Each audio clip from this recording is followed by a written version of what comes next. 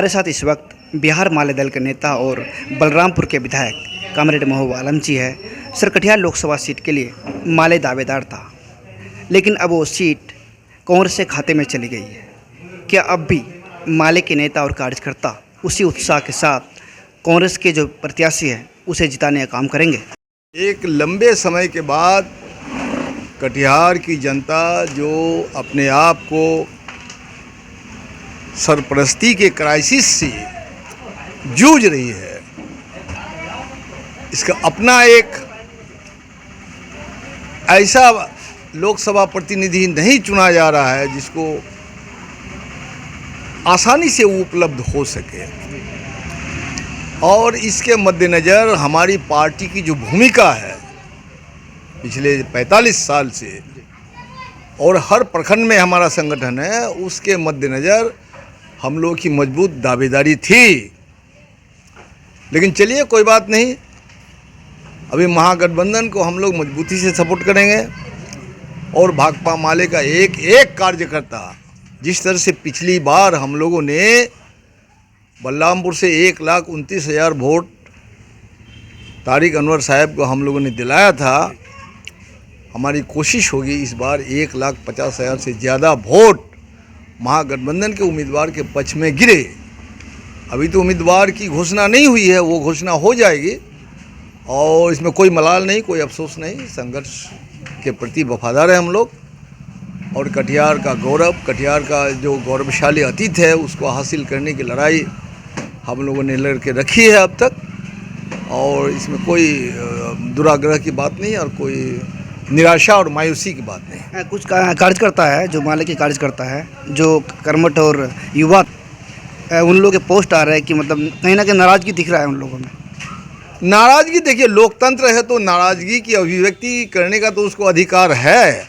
हम लोग बहुत जल्दी जो है कटिहार जिला लोकसभा क्षेत्र में अपनी भूमिका को तय करने के लिए और महागठबंधन के पक्ष में खड़ा होने के लिए अभी देश में जो पहला एकमात्र टास्क है, the foremost and first duty is to defeat the fascist जो पावर है led by prime minister Narendra Modi. ये पहला टारगेट है कि उसने जो एक कौम को निशाना करके जो पूरे देश को बेच लिया और भ्रष्टाचार की पराकाष्ठा हो गई। इलेक्टोरल बॉन्ड के जरिए आपने देखा किस तरह से 100 अरबों अरब रुपया उन वैसे कंपनियों से चंदा लिया जो कंपनियां घाटा में चल रही थी। अब तो जनता जाग गई है और निर्णायक शिकस्त मिलेगी और बिल्कुल कटिहार में महागठबंधन की जीत होगी। इलेक्ट्रल बॉन्ड को लेकर सर एक सवाल है, यहाँ पे अडानी अंबानी को लगातार टारगेट में लिया जा रहा था, लेकिन इस बार जो इलेक्ट्रल बॉन्ड के हिसाब से जो चंदा आया है भाजपा के खाता में, तो वहाँ पे अडानी अंबानी ग्रुप का नाम नहीं है। इसको लेकर क्या कहेंगे सर? अरे, अडानी अंबानी ग्रुप वो धूर्त ग्रुप है, शातिर है। चंदा देने का दूसरा रास्ता उन लोगों ने अपनाया, लेकिन जो चंदा आए हैं, जो मान लीजिए फेक लॉटरी चलाने वाला जो माफिया लोग है, तो आपने तो देखा ना, कुछ लोगों का ऐसा कि ईडी ने रेड किया और उसके 10 दिन बाद, महीना बाद 100 करोड़ रुपया का चंदा लिया।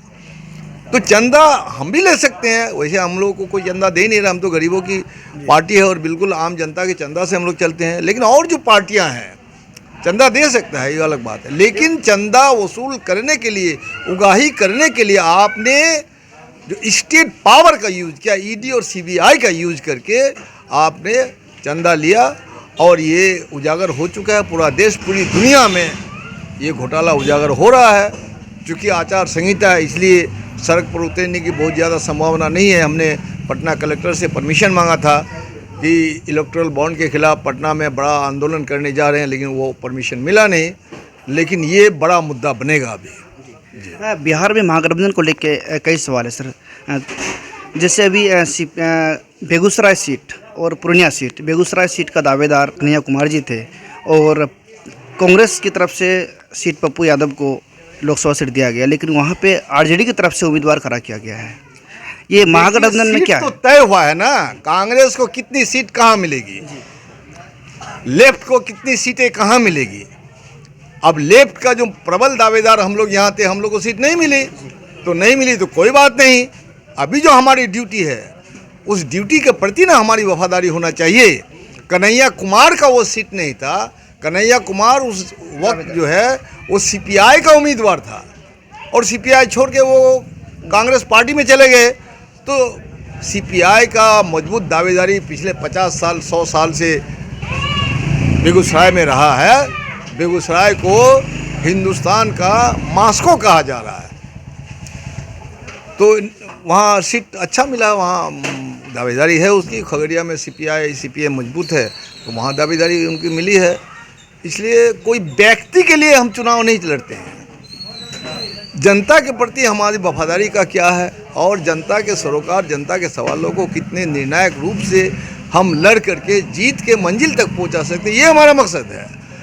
अब कोई हो और व्यक्ति के रूप में वो सोचता है खूब महान है तो भैया टीवी में तो आपको स्पेस मिल ही रहा है, बाकी लोग तो स्पेस नहीं मिल रहा है, ऐसा कोई बात नहीं है। पप्पू यादव जी कह रहे हैं कि मरना पसंद करेंगे लेकिन पूर्णिया सीट जो है हम छोड़ नहीं सकते। अरे पूर्णिया सीट हम छोड़ नहीं सकते हैं, इस तरह से उनके बयान को मैं सीरियसली नहीं लेता हूं। पूर्णिया में उनकी दावेदारी है तो कंटेस्ट करेंगे, देखा जाएगा उसका। लेकिन महागठबंधन ने उनको टिकट नहीं दिया और कांग्रेस में वो शामिल हुए अपनी पार्टी को निरस्त करके। तो वो तो कांग्रेस की जिम्मेदारी थी उस सीट को लेने का, कांग्रेस का दावा करने का था।